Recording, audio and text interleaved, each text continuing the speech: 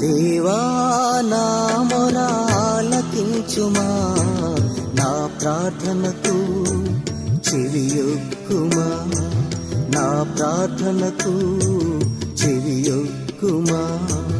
నా ప్రాణము తల్లడిల్లగా భూదిగంతముల నుండి మొరపెట్టుచున్నాను. నా ప్రాణము తల్లడిల్లగా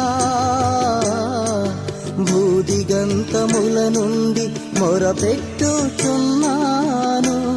నేను ఎక్కలేనంత ఎత్తైన కొండపైకి ఎక్కించుము. హల్లెలూయా. దేవుని యొక్క మహాకృపను బట్టి గత ఆదివారం నుండి ఆదివారం వరకు దేవుని యొక్క కాపుదలతో మనం నడిపింపబడ్డాము. దేవుని సన్నిధిలోని ఈరోజు దేవుడు మనకిచ్చిన వాక్యము మరి తెరబడే హృదయంతో విందాం. ఏ విధముగా ఇశ్రాయేలు ప్రజలు మొరపెట్టారో దేవుడు ఆలకించాడు, విడుదలిచ్చాడు. దేవుని పిల్లలమైన మనం కష్టకాలంలో మనం మొరపెట్టినప్పుడు దేవుడు కూడా మన సహాయం చేసి ఆ ఒక బానిసత్వం నుండి విడిపించగలిగిన దేవుడు.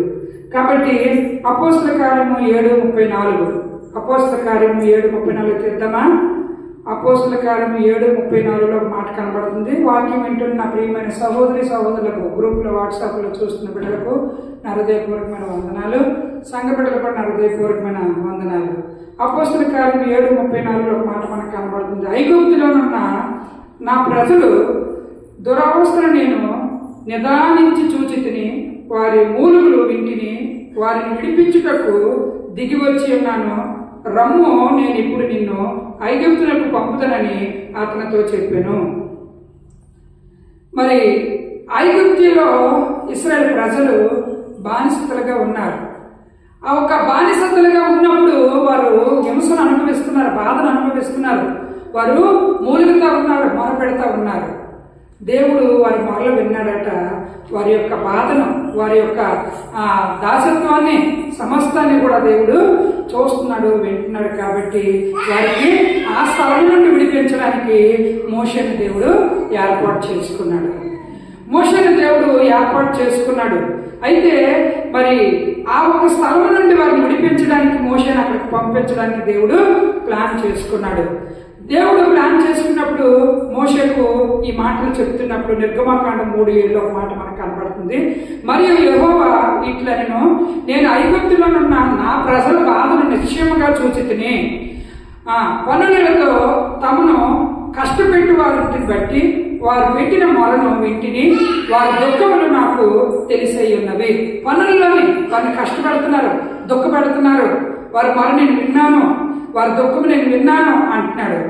అంతేకాదు మరి నిర్గమకాండం 3:8 మాట కనబడుతుంది. కాబట్టి ఐగుప్తు చేతుల నుండి వారిని విడిపించుటకు ఆ దేశంలో నుండి విశాలమైన మంచి దేశంలో కనగా కనానీయులు, హిత్తీయులు, అమోరీయులు, పెరేజీయులు, హివ్వీయులు, యెబూసీయులు నివాస స్థానమైన పాలు తేనెలు ప్రవహించు దేశమునకు వారిని నడిపించుటకును దిగి వచ్చి ఉన్నాను అని మాట మనకు కనబడుతుంది. వారట నలిగిపోవటము, దుఃఖపడటము, వారు బాధపడటము సమస్తము కూడా దేవుడు చూశాడు, వారి మొరను విన్నాడు. కాబట్టి వారిని ఎక్కడికి తీసుకొని రావాలని ప్లాన్ చేస్తున్నాడంటే విశాలమైన మంచి దేశమునకు కనానీయులు, హిత్తీయులు, అమోరీయులు, పెరేజీయులు, హివ్వీయులు, మరి యెబూసీయులను నివాస స్థలముల దగ్గరికి పాలు తేనెలు ప్రవహించు దేశమునకు వారిని నడిపించడానికి దేవుడు ప్లాన్ చేసుకుంటున్నాడు.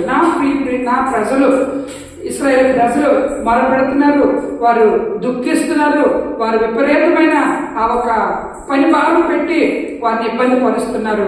వారు అక్కడి నుండి మొరపెడుతున్నారు.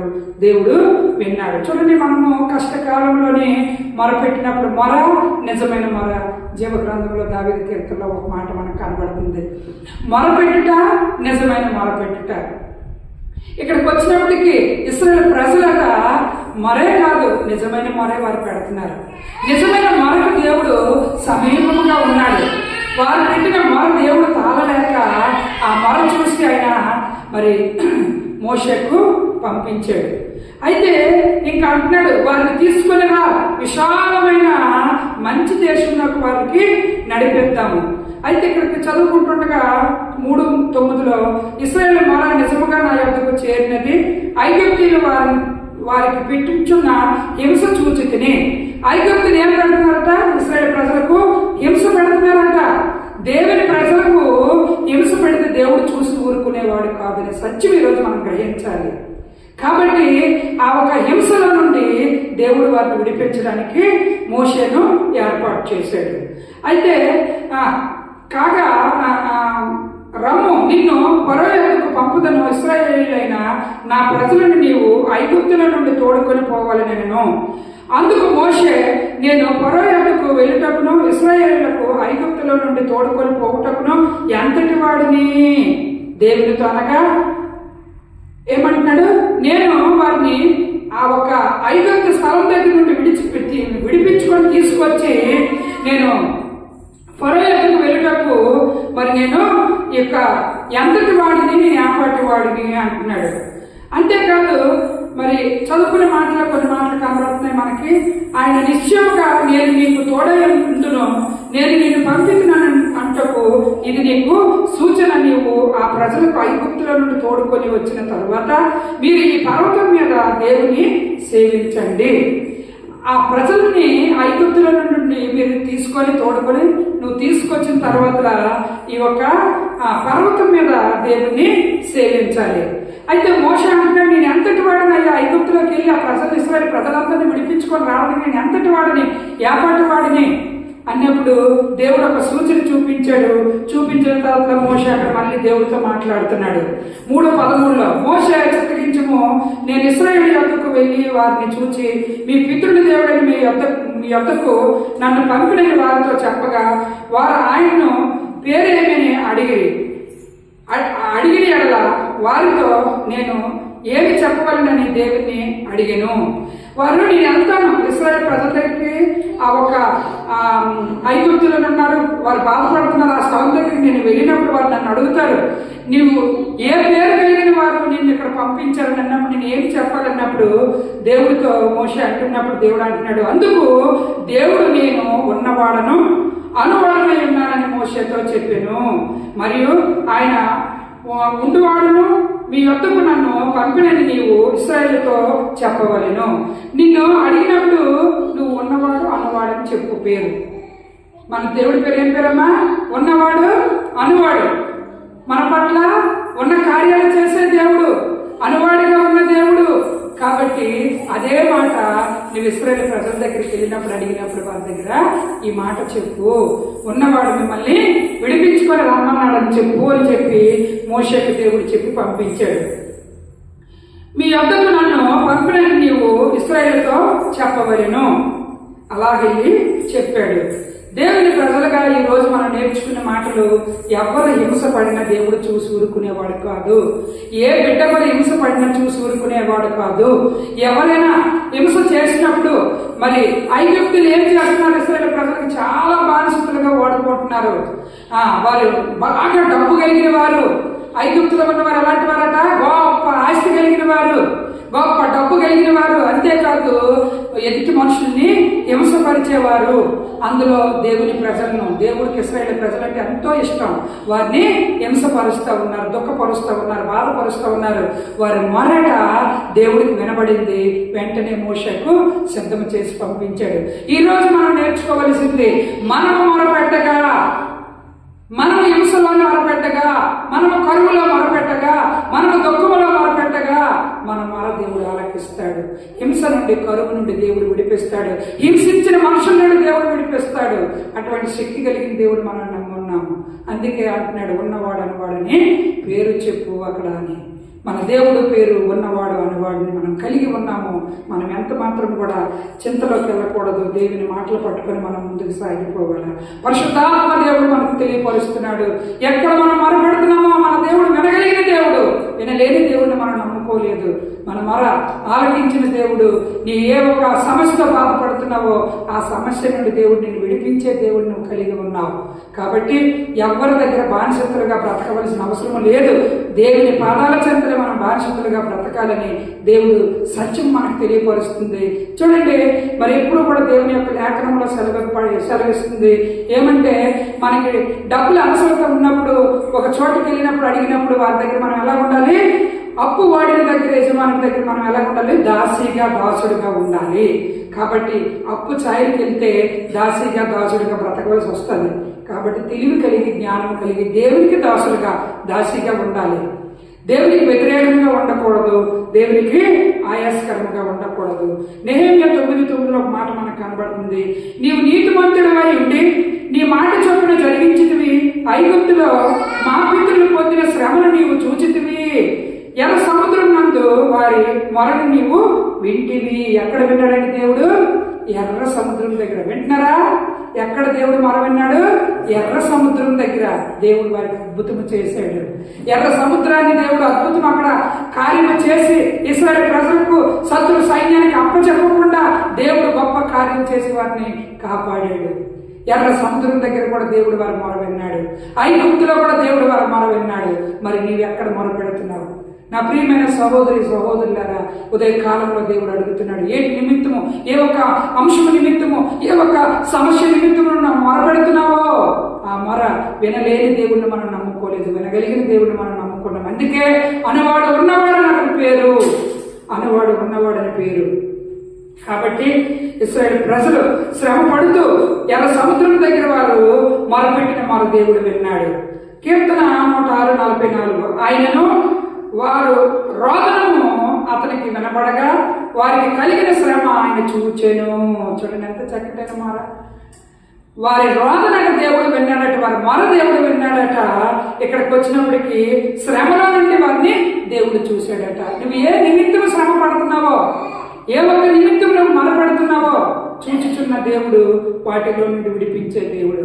నిర్గమకాండము 2:24 కాగా దేవుడు మరి మూలుగులు విని అబ్రహాం ఇస్సాకు యాకోబులతో తాను చేసిన నిబంధన జ్ఞాపకం చేసుకొనెను. దేవుడు ఇశ్రాయేలును చూచెను, దేవుడు వారి యందు లక్ష్యం ఉంచెను. హల్లెలూయా. ఎవరి యందు దేవుడు లక్ష్యం ఉంచాడు? ఇశ్రాయేలు వారి యందు దేవుడు లక్ష్యం ఉంచాడట. మన దేవుడు లక్ష్యం ఉంచే దేవుడు, లక్ష్యం లేని దేవుడు కాదు. మనుషులైతే ఈ వీళ్ళతో మాకేంటి అని లక్ష్య పెట్టలేని జీవితాల్లో ఉన్నారు. కానీ దేవుడు లక్ష్యం ఉంచే దేవుడు. ఇశ్రాయేలు పట్ల దేవుడు ఏం చేశాడటండి? వారి యొక్క మొర ఆలకించాడట, వారి పట్ల లక్ష్యం ఉంచాడట. దేవుడే లక్ష్యం ఉంచితే మన పట్ల గొప్ప గొప్ప కార్యాలు జరుగుతాయి. కాబట్టి మరి చివరిగా కొన్ని మాటలు చదువుకొని ముగించుకుందాం. 3:7 నిర్గమా మరియు యెహోవా ఇట్లనెను, ఐగుప్తులో ఉన్న నా ప్రజలు బాధను నిశ్చయముగా చూచితిని, పనులలో తమను కష్టపెట్టి వాటిని బట్టి వారు పెట్టిన మొరను వింటిని, వారి దుఃఖమును నాకు తెలిసై ఉన్నవి. దేవుడికి ప్రతిదీ తెలుసు. దేవునికి తెలియలేనిది ఏమీ లేదు, ప్రతి దానికి తెలుసు. ఏమని తెలిసింది ఇక్కడ మనం చదువుకున్నామంటే, పనుల్లో తమను కష్టపెట్టే వాటిని చూశారట, వారు పెట్టే మొర విన్నారట, వారు దుఃఖము నాకు తెలిసై ఉన్నవి అని చెప్పాడు దేవుడు. నా ప్రజలు బాధలు పడుతున్నారు, ఏమంటే మొర పెడతా ఉన్నారు. నా ప్రజలు హింసలు పడుతున్నారు, మొర పెడుతున్నారు. నా ప్రజలు దుఃఖపడుతున్నారు, మొర పెడుతున్నారు. నాకు ఆ మొర తెలిసై ఉన్నది, ఆ దుఃఖము నాకు తెలిసై ఉన్నది. నీవు నేను బహిరంగంగా మొరపెట్టకపోయినప్పటికీ దేవుడు పాదాల చెత్తలు పెట్టే మొర దేవుడికి తెలుసు. వినే దేవుడు మన దేవుడు, ఒక రోజు అద్భుతం చేసే దేవుడు. కాబట్టి నీ మొర నా మొర ఆలకించే దేవుడు. ఒక శ్రమంలో నుండి మనం మొరపెడుతున్నప్పుడు దేవుడు వాటి నుండి మనల్ని విడిపించే దేవుడు. చూడండి ఎంత గొప్ప దేవుడు మనం కలిగి ఉన్నాము. ఇశ్రాయేలు ప్రజలు ఐగుప్తులో నుండి మొరపెడుతున్నప్పుడు దేవుడు విడిచిపెట్టవచ్చు కదా. వారి మొరను నేను విన్నాను, వారి దుఃఖం నేను విన్నాను, తాళలేకపోతున్నాను అని మోషేను నియమించి దేవుడు పంపించాడు. అంటే నీవు నేను మొరపెడితే మధ్యవర్తులు దేవుడు పెడతాడు, మధ్యవర్తుల ద్వారా దేవుడు అద్భుతములు చేయిస్తాడు. ఇశ్రాయేలు ప్రజలకు మోషే అంటున్నాడు, నేను ఎంతటి వాడిని, నేను ఏపాటి వాడిని వారిని విడిపించుకొని రావడానికి అన్నప్పుడు నేను నీకు తోడుగా ఉంటానని చెప్పి మోషేకు ధైర్యపరిచి దేవుడు పంపించాడు. పంపించిన దేవుడు ఆ ఒక ఐగుప్తులోని మోషేను కూడా ఆ ఒక బానిసత్వం ఉండిపోయినట్లుగా చేశాడా? ఇశ్రాయేలు ప్రజలను మోషేను విడిపించుకొని తీసుకొచ్చినట్లుగా దేవుడు చేశాడు. కాబట్టి చివరిగా మీకా 6:4 చదువుకొని ముగించుకుందాం. ఐగుప్తు దేశంలో నుండి నేను మిమ్మల్ని రప్పించితిని, దాసీ గృహముల నుండి మిమ్మల్ని విమోచించితిని, మిమ్మల్ని నడిపించుటకై మోషే అహరోనులు మిర్యాములను పంపించి తిని. మోషే అహరోను మిరియాములు అన్నదమ్ముల చెల్లులు. కాబట్టి అక్క, తమ్ముడు, అన్న, మోషే, అహరోను, మిరియాములు ఈ ముగ్గురు కూడా రక్త సంబంధులు. ఐగుప్తులో దేశంలో నుండి నేను మిమ్మల్ని రప్పించి తిని దాసీ గృహంలో నుండి మిమ్మల్ని నేను విమోచించాను.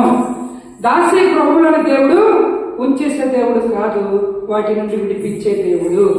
కాబట్టి మరి ఇశ్రాయేలు ప్రజలు ఐగుప్తులో పెట్టిన మొర దేవుడు ఆలకించాడు, వారిని విడిపించాడు. దేవుని పిల్లలమైన మనము మొర పెడితే దేవుడు ఆలకించేవాడు. ఆఖరి కుమారుడు ఇస్మాయిల్ ఆఖరి కుమారుడు ఏమన్నా అరణ్యంలోకి వెళ్ళిపోయిన తర్వాత ఆ బిడ్డడు ఆఖరికి ఏడుస్తూ ఉన్నాడు. నీళ్లు లేవు, ఆమె దాసి, ఆమె ఒకటే బాధపడుతుంది. ఆ చిన్నవాడి మన దేవుడు విని నీరు లేని స్థలం దగ్గర నీటి మడుగును దేవుడు ఏర్పాటు చేశాడు. దోతతో తెలియపరుస్తున్నాడు అక్కడ నీరు ఉందని చెప్పి. చూడండి, అరణ్యంలో నీరు సహజమా, కానీ మొరకు దేవుడు ఆలకించే దేవుడు. ఇశ్రాయేలు మొర దేవుడు ఆలకించాడు. ఆఖరి కుమారుడు ఇస్మాయిలు మొర దేవుడు ఆలకించాడు. మరి నీ మొర ఆలకించడా, నా మొర ఆలకించడా? దేవుడు ఆలకించి శ్రమలో నుండి, మరి బందీ గృహంలో నుండి, హింసలో నుండి, దుఃఖములో నుండి దేవుడు విడిపించి రక్షించే దేవుడిని మనం కలిగి ఉన్నాము. కళ్ళు మూసుకొని మనం ఎలా విధంగా ప్రార్థించాలి? దేవా, ఈ శ్రమలో నుండి నేను మొరపెడుతున్నాను, హింసలో నుండి నేను మొరపెడుతున్నాను. ఈ మొర ఆలకించే దేవుడు నీవు. ఆనాడు ఇశ్రాయేలు ప్రజలను విడిపించావు, రక్షించావు. మమ్మల్ని కూడా విడిపించి రక్షించే దేవుడు. దేవా, నా మొర ఆలకించుమా, నా ప్రార్థనకు చెవియొగ్గుమా. దేవా, నా మొర ఆలకించుమా, నా ప్రార్థనకు చెవియొగ్గుమా. నా ప్రాణము తల్లడిల్లగా బోధి గంటముల నుండి మొరపెట్టుచున్నాను.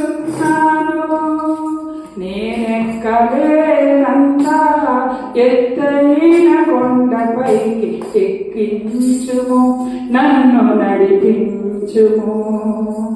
దేవా, నా మొర ఆలకించుమా, నా ప్రార్థనకు చెవియొగ్గుమా. కాబట్టి దేవుడు మొరపెడితే ఆలకించే దేవుడు, ఉన్నవాడు అనువాడని పేరు కలిగిన దేవుడు. కాబట్టి ఉన్నవాడు అనువాడని దేవుడు మనల్ని విడిచిపెట్టడు. కళ్ళు మూసుకుందాం, ప్రార్థన చేద్దాం. హల్లెలూయా, హల్లెలూయా.